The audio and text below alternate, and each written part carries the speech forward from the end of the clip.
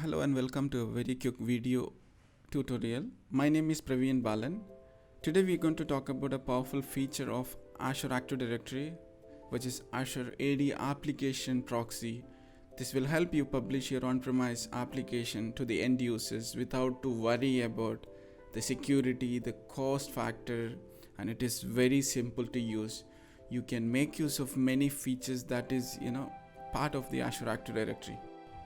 Before we jump into the actual video, let's quickly look at what it supports. It supports single sign-on, it supports multi-factor authentication, it supports centralized control of identity and security, and it works with different types of web application, which works on integrated Windows authentication, header-based authentication, form-based authentication, and so on. So basically, why I'm mentioning the type of application, because you can also integrate the single sign-on along with application proxying that we will not be covering today, but this is a very good feature.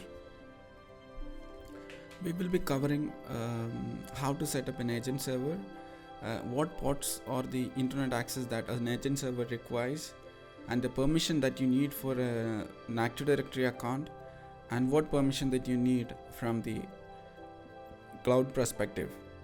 So basically, you need an application account created in your on-premise infrastructure. It doesn't need to be synchronized with the Azure AD, but it is better to be.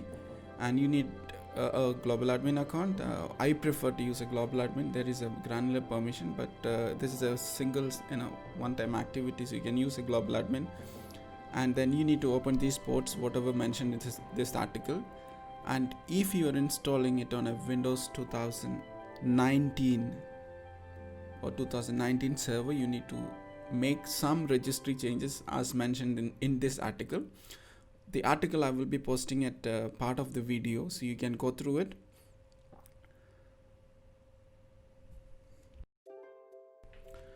Here in this video, I'm using a Windows 2019 server, so I have to make these HTTP and TLS changes in the registry as mentioned in this article.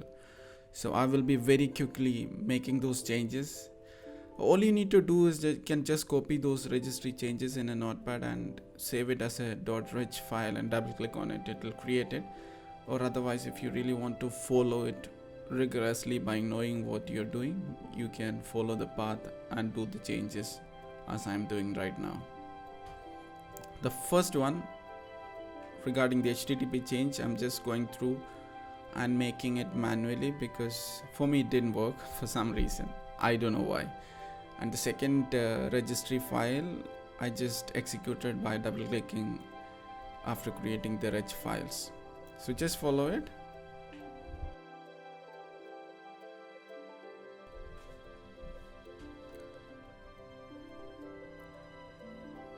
The first one is done, the single registry dword, enable default HTTP 2, this is for the HTTP version 2.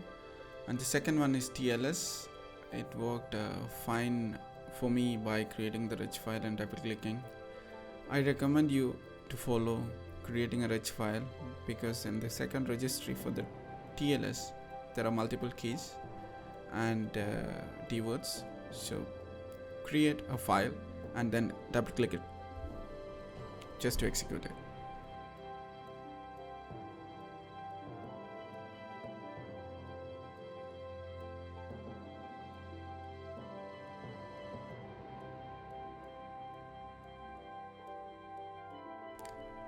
While I make those changes in the registry, I just want to stress you that if you're using a Windows 2016 or a 2012 R2 server, both are supported.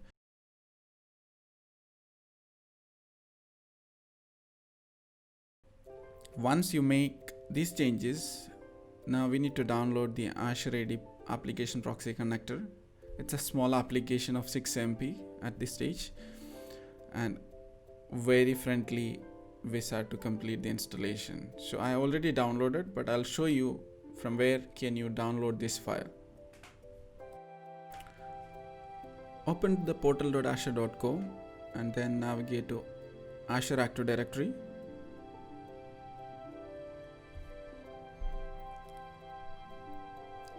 And under Azure Active Directory on the left side, under the manage block, on the left side you can see there's something called application proxy. Click on it. Since I have used to set up some time back for some testing, you can see that there's an inactive agent there. But from on the right side, if you click on download connector service, you can accept and download the file. This file download will be very fast because it is only 6 MB. Copy over this to the server where we plan to install the connector service. And while the installation happening, let me just tell you that you don't need a very powerful server to run the agent connector. It can be very light server. And while the installation, it will ask you to enter the cloud credentials, provide the global admin account,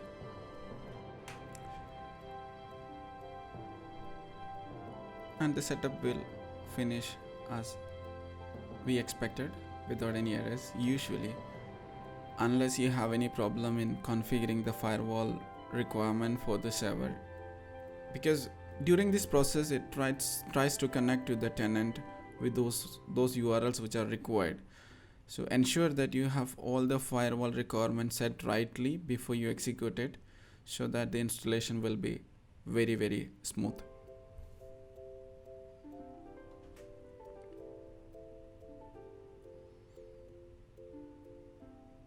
I've completed the process almost. As you can see, the setup went successful because I had all prerequisites set. So let's go back to the portal Azure Active Directory and see the status of the agent. It should turn active. Now we can see the agent status is active. Now the next step is to enable application proxy. You can see there's a button on the top of the page, enable application proxy. Say yes. This is for configuring the application proxying. Once you enable, now we are all set to configure the application proxying for on-premise services. Now we all set to configure an app. Click configure an app.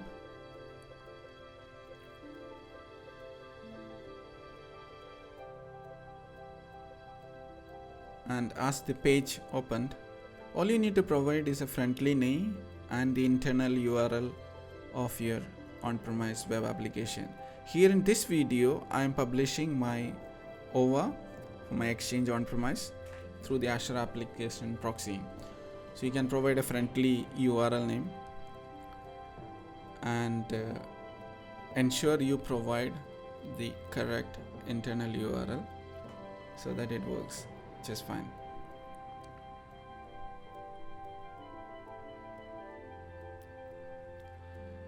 And the next option is pre-authentication.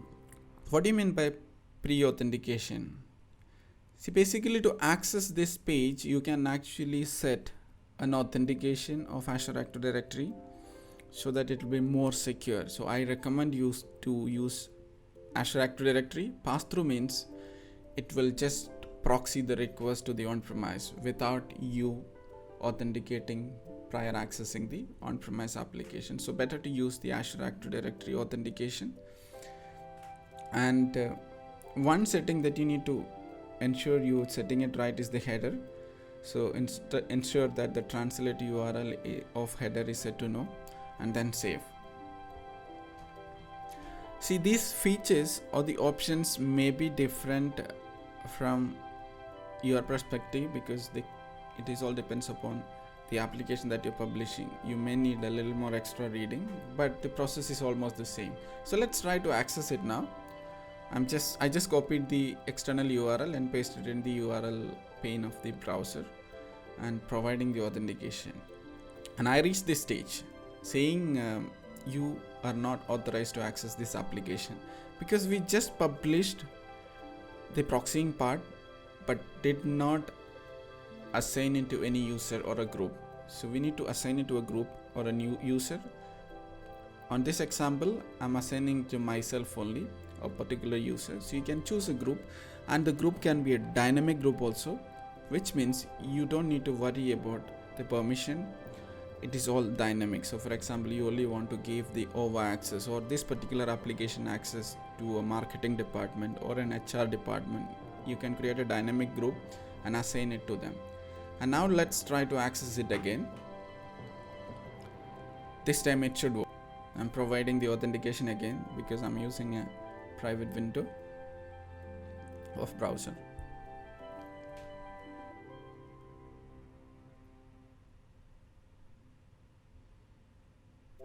This is my multi-factor authentication of Azure Active Directory, so which means you're securing application with many features that you already have in the Azure Active Directory. Now I have reached the over page of my on-premise exchange. Now it's as simple because I haven't configured the single sign-on. It asked me to enter again. If you configure single sign-on for application proxying, this page will not come, rather you will be directly taken into the mailbox. Now let's quickly look at the options available once you configure the application proxying. You have single sign-on option and multiple options available, depends on your applications. You have conditional access, you have audit logs, you have token encryption permissions, you have a large number of options available in order you to secure an application without investing anything on the DMC infrastructure. And you also get a reporting as and when you configure all this. So in terms of conditional access, you can set based on the controls that you need. You might have already done it in Intune for many other mobile applications, so the same you can apply it here based on the location. Like, for example, this application should not be accessed it other than from a country or something. You can set all set of combinations in conditional access. So once you set all that, you can also audit it, or you can also look at the sign-ins for this application specifically, who all are accessing from which location and so on. Thanks for watching. Subscribe for more videos and share your comments. If you have any queries, I will try to answer them. My name is Praveen Balan. So for now, signing off.